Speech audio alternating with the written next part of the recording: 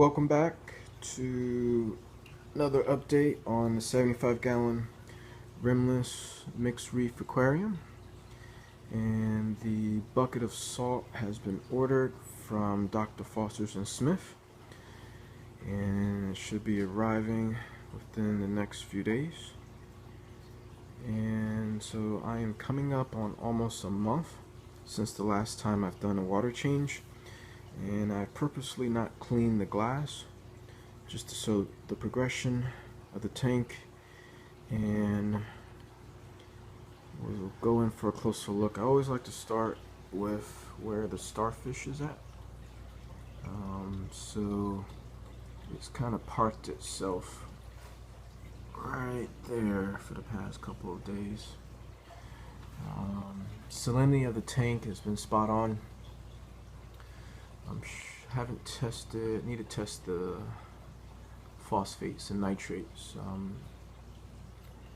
As long as everything is opening up,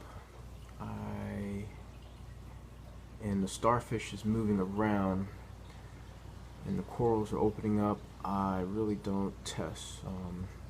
Once the Kenya tree or one of the leathers or the starfish is in the same spot for a while, or the frog spawn is not fully opening up, I know something was wrong with the water parameters, and then I start going through.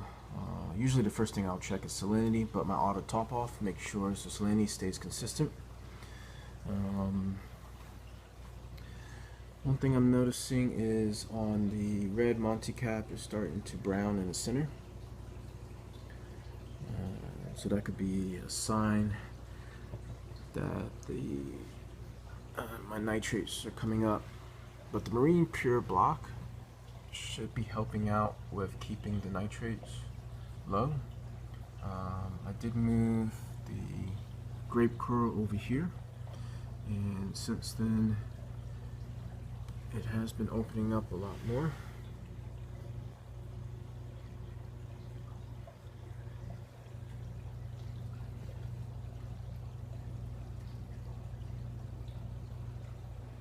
And bubble coral is still becoming more and more of an issue, and need to look into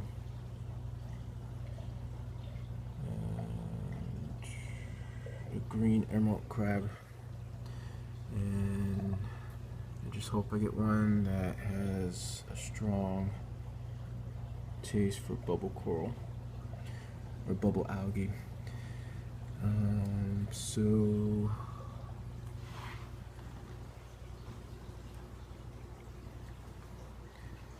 the green gonopora is doing well. It is reaching for the light, so that kind of tells me it wants more light than what it's getting.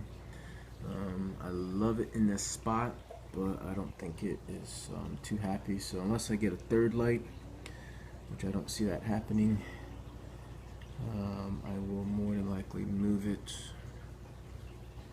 and I'll update that move in the next video. And torch coral's doing well.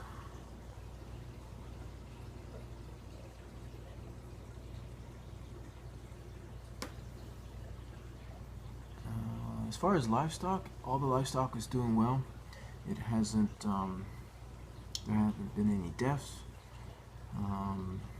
As far as the snails, the cleanup crew, they're all doing their thing. Every now and then I see two of the blue-legged hermit crabs going after another hermit crab, but the other SPS are doing well.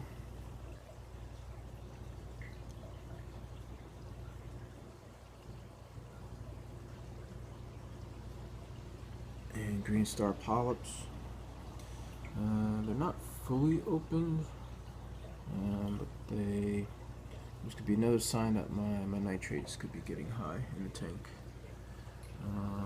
I did move the Duncan coral up here. It was down there, and I replaced it with that coral because the hammer was stinging it.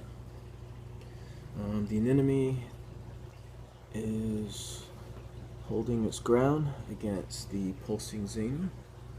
And one thing about the pulsing zania is when people say it grows like a weed, I didn't fully understand it until there was a piece here that I no longer wanted it there, but it had already attached to the rock.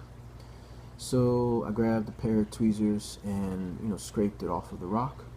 There was a very, very tiny piece left, and you can see here it has that very small piece has grown back, and it's it's come back like 10 times.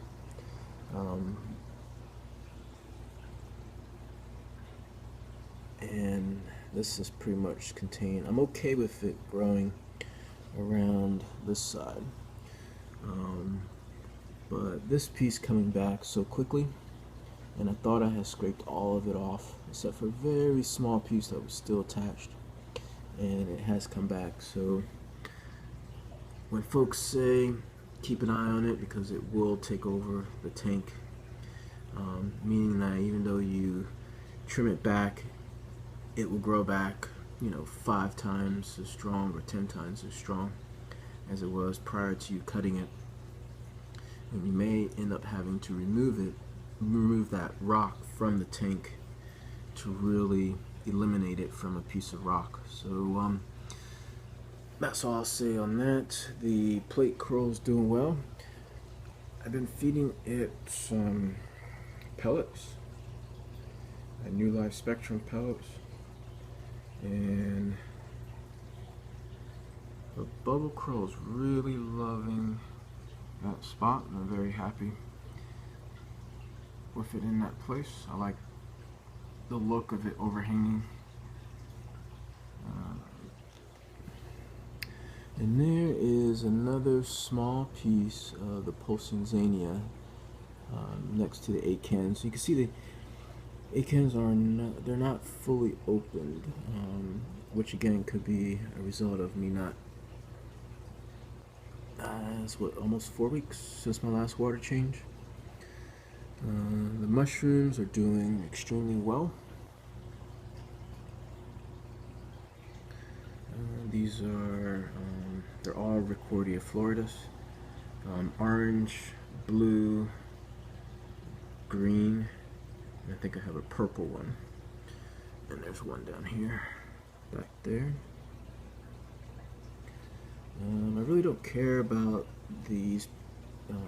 Most of these should be zoas, maybe some pallies in here. I'm not a big fan of those, and if they grow, they grow. If they don't, I just don't want to throw them away because I paid money for them. The only ones I do like are these green ones, and I hope that those take over more of the rock than the other ones. Let's see, I think that is pretty much it. I want to keep this video short and sweet. Notice all the algae on the glass again.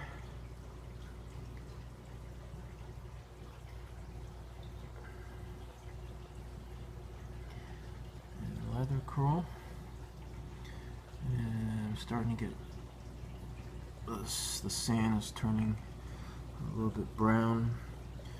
It's been holding up really well. The what are those called? The 3 fighting conch snails do a good job of turning over the sandbed for the most part. And then this leather coral back here is opened, and then of course this algae in the back. Alright, so here's my weekly update, and my next update, no new equipment. All the equipment on the tank is the same, no changes. It's time to change the media reactors, but other than that, There are no plans to really add equipment to the tank. Maintain water changes, which this is my first time allowing the water change to go a month long. I think 1 month would be too long. I think bi-weekly is too often, so I'm going to try for like 3.5 weeks next time, and we'll see how that goes. Thanks for watching. Welcome new subscribers, and any comments, suggestions, questions, please leave them down below.